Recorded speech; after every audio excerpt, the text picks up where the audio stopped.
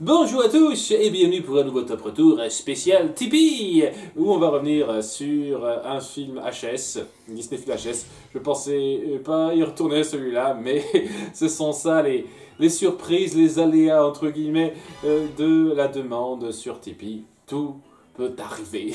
N'importe quel film peut sortir. Et à la demande de Jitendo Mon cul, comme la ville, ça s'écrit comme ça, son pseudo, qu'est-ce que vous voulez que je dise, je me vois obligé de reparler d'un film que j'ai pris un peu le temps d'oublier depuis le temps, Azur et Asmar. Le film de Michel Oslo que je préfère dans ceux que j'ai vus parce que je ne suis pas un fan de Michel Oslo. Et je tiens à préciser une nouvelle fois, je pense que c'est pas la peine de m'étendre à fond sur Michel Oslo en tant que créateur quand je sens que je suis pas le public visé. Hein. Je pourrais m'étendre beaucoup sur ce que j'ai à reprocher en termes de scénario, parce que pour moi il y a beaucoup de grossièreté dans le déroulé, dans la façon dont les choses s'enchaînent, et je pense que c'est pas anodin, le fait que ce soit poétique, oh, une fable et mon cul sur la commode ne justifie pas une seule seconde qu'on écrive les choses grossièrement à base de facilité. Clairement pas pour moi. Donc ouais, ces critiques que j'ai faites, je ne les retire pas une seconde. Néanmoins, je vais revenir un petit peu sur une bonne partie des points positifs que j'avais déjà un peu précisé dans ma critique, hein, parce que j'estime que c'était pas une critique incisive où je ne faisais que descendre le film. J'estime sincèrement, et voir un petit peu ce qui passe le mieux, ce qui passe un petit peu moins par rapport au reste. C'est parti pour le top 8 des meilleurs points d'Azur et Asmar.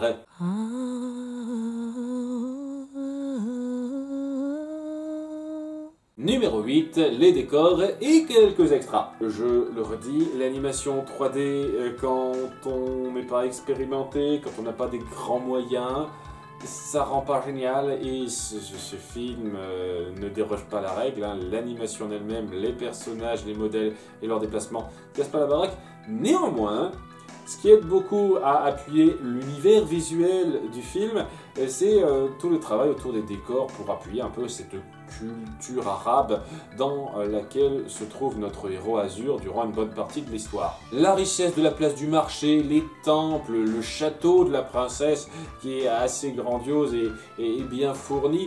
Il y a un travail sur l'architecture, ce qu'il y a derrière nos personnages, qui est assez sublime à voir, avec un travail un petit peu pastel, si j'ose dire, un truc de ce genre-là, qui donne vraiment cette impression d'univers un peu poétique et riche. Tout simplement, on a conscience que on n'est pas une culture qui est quand même un petit peu riche dans ce qu'elle peut faire en termes de bâtiments, en termes de décor, quoi, de design, et on le montre. Et ça se montre aussi dans la mythologie qu'on met en place, hein, avec le côté un peu magique vers la fin, et les deux créatures mythologiques que je compte un petit peu dans le lot, même si c'est pas exactement les décors, mais voilà, ils ont aussi un très bon design en soi, cela. C'est du bon visuellement. Je trouve que ça compense pas totalement le problème au premier plan du mouvement et du rendu de la 3D. Vraiment pas en ce qui me concerne, mais ça aide à donner une patte visuelle assez notable à ce film et qui est loin d'avoir que des mauvaises choses à dire à cet égard. Numéro 7, le parallèle des cultures. On montre davantage, c'est clair et net, la culture arabe du pays principal dans lequel se trouve Azur. Je sais plus quel pays du Maghreb c'est, mais bon, on montre cette culture arabe, et il y a je trouve pas forcément automatiquement du ultra positif à montrer une différente culture, c'est juste pour dire qu'elle existe. C'est bien, ça change d'habitude, mais au-delà de ça, c'est pas le plus notable. Ce qui est intéressant, je trouve, dans le fait de montrer une autre culture, c'est comment on peut la rattacher à autre chose en montrant certains points communs, et ça le fait un petit peu.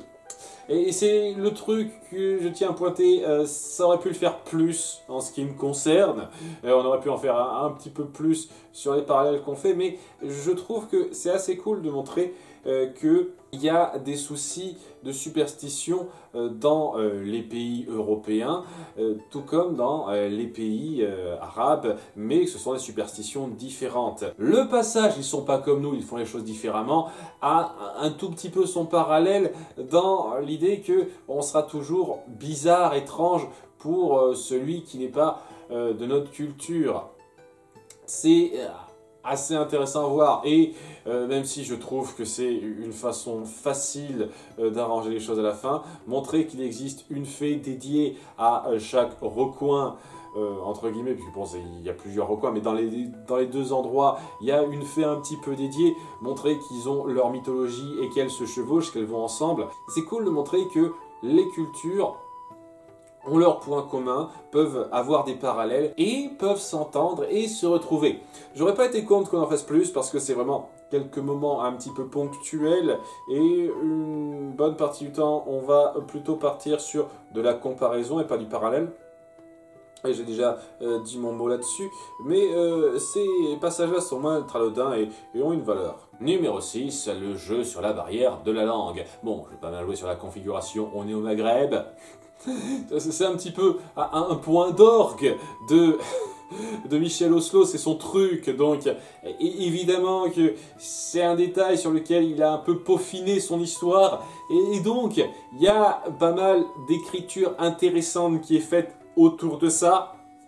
Et un de ces points-là, c'est le côté barrière de la langue. En dépit du fait qu'Azur a appris l'arabe avec sa nourrice, et son arabe il n'est pas parfait parce que c'est pas le même arabe qu'on parle plus couramment, plus naturellement dans ce pays-là. Et donc il a plus de mal à s'y faire. Et le fait qu'on appuie un petit peu ce concept-là, le fait que Azur soit pas totalement pris là-dedans et qu'il doit un petit peu s'y faire, alors que nous-mêmes, une bonne partie du public qui suit ce film, ne parlons pas cette langue non plus, on se retrouve un peu paumé au même égard que lui. Et j'ai toujours aimé ce genre d'approche, cette approche qui fait comprendre que le héros se trouve à un endroit où il n'est pas compris, il ne comprend pas parfaitement ce qui se passe, comme nous. Ça aide à s'identifier plus facilement à lui. Et c'est un gros point bonus quand de base il a une personnalité assez quelconque et pas ultra engageante. Mais vous n'attendez pas à voir Azur en point dans cette liste, non. Numéro 5, la découverte aveugle et le concept autour de Crapou. Je suis pas fan de Crapou. Je trouve qu'en tant que personnalité, que caractère, il est un peu grossier sur les bords et la petite révélation qu'on fait sur lui ne change pas grand chose en ce qui me concerne. Je trouve pas qu'il évolue de façon très satisfaisante, très saisissante en soi. Néanmoins, sa rencontre avec Azur et comment on joue à partir de ce personnage, sa découverte du monde du Maghreb, du monde de l'Orient, entre guillemets, il y a beaucoup de points qui marchent très bien. Parce que va y avoir donc notre héros qui décidera de ne plus voir et qui va se reposer entièrement sur quelqu'un pour lui décrire ce qui se passe. De fait, dans ses sens, il va surtout apprendre à découvrir ce monde nouveau pour lui à travers son odorat, son ouïe, tandis que ce qu'il saura de Vicious lui sera seulement raconté. Et c'est très original, assez créatif comme approche pour découvrir un monde du point de vue du héros. Parce que bon, nous on voit ce qui se passe quand même, faut pas exagérer, on va pas faire le film à l'aveugle tout en noir pendant une demi-heure. À partir de maintenant, je vois plus rien. Et puis c'est tout noir, il n'y a plus rien. Il n'y a plus de lumière, il n'y a plus d'image, que dalle pendant une demi-heure. Je pense que ce serait peut-être un petit peu trop expérimental. Mais on ressent un petit peu cette approche-là dans le fait qu'il va se mettre à découvrir un monde qui, de premier abord, à la première impression, lui a pas renvoyé quelque chose de très positif, via une image aveugle. Une image aveugle qui se servira de ses autres sens pour le connaître différemment. Et aussi, bon, on partira aussi du principe que comme il se ferme à sa vue, ça aiguisera un peu mieux ses autres sens. Ce que je trouve un peu facile très rapidement comme ça. Mais ouais, cette approche-là, je la trouve très intéressante. Et ça aide à rendre cette phase de découverte de culture qui aurait pu être très quelconque. Parce que voilà, je découvre une culture, c'est incroyable, visuellement, oh, comme ça. Mais je suis désolé, narrativement, ça ne veut pas automatiquement dire que c'est génial. Ça aide à rendre cette phase beaucoup plus prenante, beaucoup plus percutante avec ça. Et ça vient aussi avec le fait que Crapoud lui renvoie des ondes un petit peu différentes. Ne serait-ce que le fait qu'il soit super négatif et que lui, au bout du compte, se rend compte qu'il exagère même s'il ne voit rien. C'est plutôt pas mal ça aussi. J'aime bien ça. C'est vraiment ces petites approches stylistiques qui aident à rendre la découverte globale, ça plus d'autres choses, vraiment prenante. Numéro 4, le parcours de Jenan, IE la nounou de nos deux héros. Enfin, nos deux héros, c'est techniquement Azur le héros plus que Asmar, mais à la fin, ils sont sur un pied d'égalité. C'est donc une nounou modeste qui s'occupe d'un enfant blanc. Parce que c'est ce que faisaient les Noirs à l'époque. On m'a repris là-dessus, voilà, je ne connaissais pas par cœur les Suisses et coutumes de tout ce qui se faisait à l'époque. Donc voilà, on m'a repris là-dessus. Donc ouais, qui s'occupe d'un enfant blanc et qui, une fois son travail fait, se voit virer comme une vieille chaussette en devant s'en sortir. Alors que l'enfant, bien entendu, le drame de la chose, lui, il ne veut pas qu'elle parte, mais...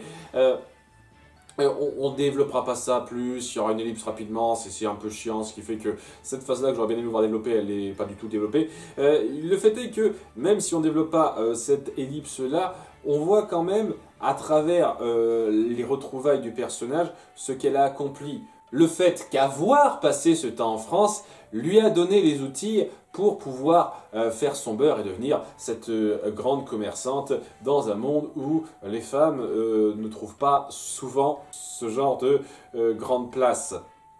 Il y a ce côté très fier du personnage d'avoir atteint ce qu'elle a atteint et sans avoir perdu une seule once de ce qu'elle avait pour Azur. Lorsqu'elle le revoit et qu'elle est un peu choquée, qu'elle a presque une crise cardiaque, elle, direct, se met de son côté, elle veut l'aider. Elle le considère encore un peu comme son second fils et veut l'aider, ce qui est très touchant parce que ça montre que ce qu'elle a noué avec lui était vraiment sincère. Et que, au-delà d'être une femme qui a grandement accompli en sachant se montrer ferme, elle a conservé cette tendresse.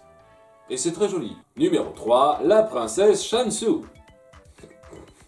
Pour moi c'est évident, je trouve qu'elle a un vrai peps, une vraie personnalité, elle ose dire ce qu'elle pense, bon ça vient du fait qu'elle est en position de pouvoir, donc elle peut se permettre certains trucs, mais au-delà de cet aplomb qu'elle a, il y a aussi ce côté très sincère, un peu naïf, d'avoir besoin aussi de figures de grand frère un tout petit peu. Et je trouve ça assez joli quand Azur et Asmar essayent de l'aider lorsqu'il y a des bandits qui essayent de s'attaquer à elle, lorsqu'elle est un peu curieuse de voir le monde et qu'Azur est prêt à l'aider.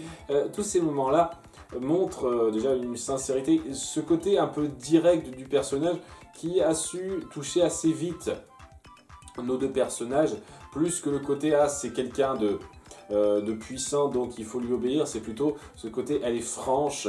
Il y a quelque chose qui me donne envie de l'aider. Et ça se ressent vraiment, quoi. Il y a cet aplomb et cette sincérité du personnage qui est assez direct, qui marche très bien dans le temps qu'elle apparaît. Vraiment. Et oui, il y a le côté surprise aussi, tu vois, cette femme de pouvoir, tu t'attends à quelqu'un de très sage, de très vieux, c'est une fille. Et le fait est que cette petite fille est loin d'être juste la petite fille gâteau qui ne sait pas réfléchir. Mais ça va de pair avec mon point numéro 2, la puissance de la connaissance. Si ce film sur sa fin n'était pas trop centré sur cette chasse à la fée des djinns, à la récompense mythologique, tout ça, je dirais que son thème central, c'est ça, le pouvoir de la connaissance. Le fait que l'ignorance vous amène à être en dessous des autres, sous plusieurs aspects évidemment. Mais le premier, c'est la situation. sociale, pécuniaire, etc., etc. Et ceux qui sont au pouvoir, en particulier celles qui sont au pouvoir, savent montrer que elles ont la connaissance, elles savent ce qu'il faut, ouais. Elles savent calculer, elles savent réfléchir. Et chaque personne qu'on voit bien lotie dans cet univers est une personne de culture. Donc la princesse qui sait beaucoup de choses, qui a eu beaucoup d'études, bah, normal, elle a les moyens. La nounou, évidemment, qui a voyagé, qui sait mieux réfléchir que les autres. Le gars qui rencontre à un moment donné. On sait appuyer que la connaissance est ce qui apporte la puissance à un certain degré. Et je trouve que ben c'est très légitime, hein, savoir égale pouvoir, hein, Einstein, tout ça, c'est typique et ça passe très bien à travers les situations des personnages. On ne nous le rabâche pas stupidement. Le seul moment où on nous le rabâche, c'est pour revenir un petit peu à cet aspect superstition des gens par rapport à la couleur des yeux ou la couleur des chats selon le coin, en disant que c'est stupide, ce genre de choses empêche d'avancer. Et ouais, je trouve que c'est pas mal d'utiliser cet exemple pour aider à appuyer davantage ça. Mais au-delà de ce moment où on l'appuie directement, c'est appuyer indirectement et c'est clair sans qu'on nous le balance à la gueule. Et c'est quelque chose qui me plaît beaucoup. On sait appuyer des personnages forts, des personnages puissants, bien situés, grâce à la connaissance. Et même les personnages qui s'en sortent à la fin, comment réussir les épreuves, tout ça, ça repose beaucoup sur la connaissance, le savoir. Et voilà, faire une ode à la culture, à l'intelligence dans un film familial de ce type-là, c'est toujours un gros plus pour moi. Et numéro 1, la relation entre Azur et Asmar. Et ouais, c'est pas parce que je les compte pas en tant que personnage que je peux pas compter leur relation. Et je vais essayer de passer outre la qualité de doublage de Azur. Non, elle est en train de mourir. Sauvez-le. On va essayer de passer outre ça parce que j'avoue que ça me nuise un tout petit peu. On se centrera un petit peu sur ce que représente cette relation. On a affaire à deux frères, pas de sang mais d'éducation, qui ont une dynamique et une relation très fraternelle, c'est-à-dire on n'est pas souvent d'accord sur tout, on se dispute, on s'engueule, des fois on se bat même un petit peu. C'est ça la relation qu'ont eu beaucoup de frères, surtout quand ils sont à peu près du même âge, quoi. Et cette relation qui s'est achevée de façon un peu rapide et pas GG lorsque la nounou a été congédiée, elle est restée en suspens. Elle est restée en suspens pendant, je sais pas, 10 ans, un truc comme ça, jusqu'à ce que Azur retrouve Asmar et que, bah, il y ait ce froid en fait. Ils se parlent pas, ils peuvent pas discuter comme ça. Surtout Asmar, qu'il voit comme un représentant de ceux qui l'ont viré à un certain degré et qui a du mal à vouloir renouer exactement avec lui. Surtout quand il sait que ben, ils vont se disputer la même chose. Et qui reprennent un peu leur dispute de quand ils étaient enfants, c'est-à-dire c'est moi qui trouverai la fée des djinns, et maintenant qu'ils ont plus les possibilités, qu'ils sont plus proches de le faire, et bien la tension est toujours là. Néanmoins, même s'il y a une tension, même si c'est difficile de s'entendre, il y a quand même ce rapprochement, ce lien qu'ils ne peuvent pas lâcher comme ça. Donc oui, Azur est prêt à risquer sa vie pour aider son frère, et Asmar est prêt à risquer sa vie pour sauver le sien. Ce qui fait qu'à la fin, avec les aventures qui vivent, les rebondissements, chacun qui risque sa vie, il y a vraiment cette concrétisation de leur relation. Enfin, ils arrivent à passer ce stade frère qui chamaille en frère qui s'apprécie. Et c'est assez touchant. Et ouais, même si je suis pas super fan du doublage d'Azur pour le moment où il craint pour la vie de son frère, on voit très bien que sa priorité tout de suite, c'est pas de se filer la belle-fille, c'est de faire en sorte que son frangin survive. Parce que c'est ça le plus important, c'est évident. Et ouais, cette relation, je la trouve bien rendue du début à la fin. Parce qu'elle est juste, elle est naturelle, et elle est bien appuyée par les aléas qui leur tombent dessus. C'est, je pense, la force du film, et c'est un peu pour ça que ça mérite de s'appeler Azur Asmar, même si on ne voit pas des masses Asmar pendant un petit moment, parce que c'est un peu le cœur du récit. La relation qui se noue entre eux, comment elle évolue, et comment elle finit par avoir sa conclusion. C'est un très bon moment, ça. Ça n'excuse pas une fois de plus les problèmes de grossièreté dans le scénario, de mise en scène, etc., que j'ai déjà pointé, mais ces points-là font que c'est un film qui vaut le coup d'œil. Voilà, quand je mets 12,5 sur 20 à un film, ça ne veut pas dire que j'ai pas aimé, je le précise une nouvelle fois. Ces points-là sont loin d'être anodins et je comprends très bien qu'on puisse adorer ce film pour des éléments comme ça. C'est un film qui a ses valeurs, ses qualités indéniables, et si elles ne suffisent pas pour moi à rendre ça extraordinaire avec les défauts qu'il y a à côté, je lui enlèverai jamais ça. Et thématiquement, ça m'a clairement plus convaincu que Kiriko, c'est sûr. Voilà un petit peu le topo, je vous espère que cette liste positive vous aura plu, surtout à toi, Jitendo mon cul, toujours comme la ville, hein, comme ça que ça s'écrit. Je vous donne rendez-vous donc pour de futures vidéos. Au revoir.